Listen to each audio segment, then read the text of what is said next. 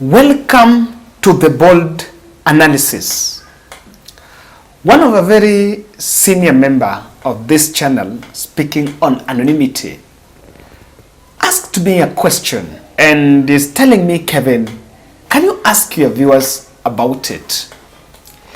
Is it a good coincidence that William Ruto's events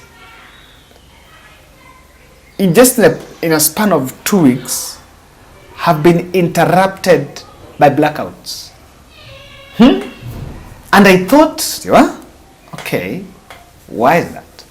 So in this podcast, we will look at why President cannot hold, is not very advisable to hold night events because of the new trend of speeches being interrupted by blackouts. Ladies and gentlemen, kindly subscribe to our channel. If you're watching this video for the first time, I want to humbly ask you that thank you very much for supporting us. Click the notification bell so that when we publish any video, you'll get notified. Now, just on blackouts, I know very well that there have been a blackout has been emerged as a big problem in this country, and you're not sure about power the next minute or the next second. That is why smart people consider using solar power as the alternative source. And that is why I introduced to you InstaLight. InstaLight have amazing packages that can help you sort out power outages. Say goodbye to power outages by considering using solar power. And the best provider is InstaLight. Contact Gidiomi here. The number is 0722 818 883. 0722 818 883. InstaLight. Say goodbye to power outages and enjoy 10 hours or more of uninterrupted power with a power inverter. You need to enjoy that. I tell you that even us in content production, we use that because you are sure. Imagine when you have power outage in the middle of a shoot, and you even lose the flow of thought. So that is my good news for you. Contact InstaLight. Ladies and gentlemen, now, why these blackouts are very dangerous. Imagine if there is a power blackout at night.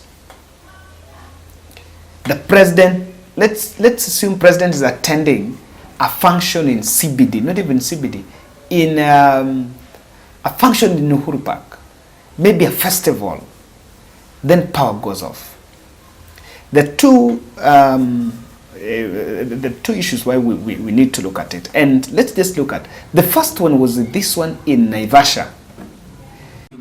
I appointed you is because I knew you have a capacity to do the job you're doing.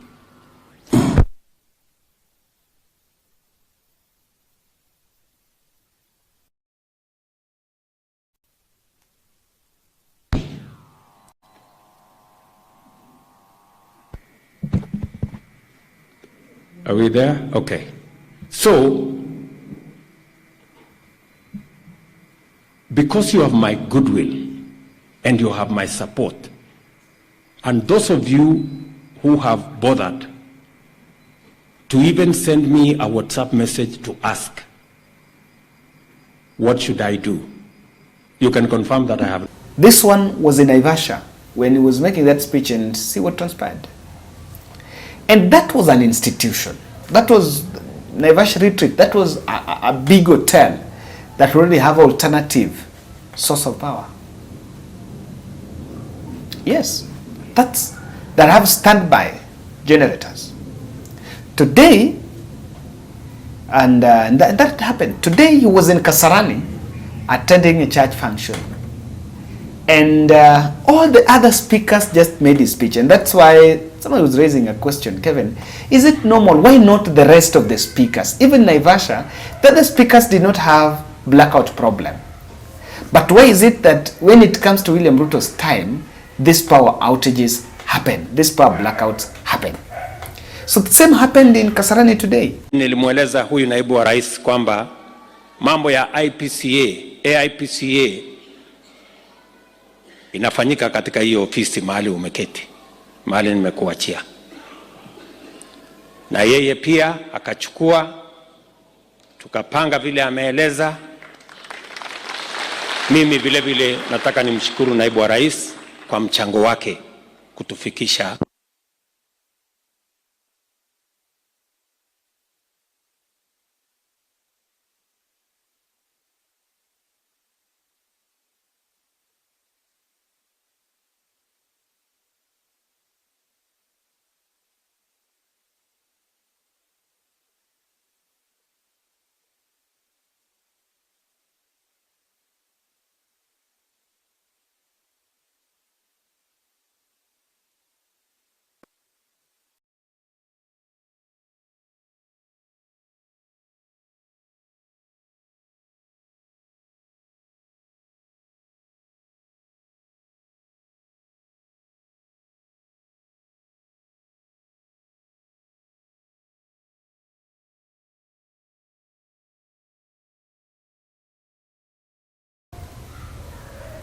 Yes, so 2 power blackouts within a week, 2 presidential events, 2 consecutive events.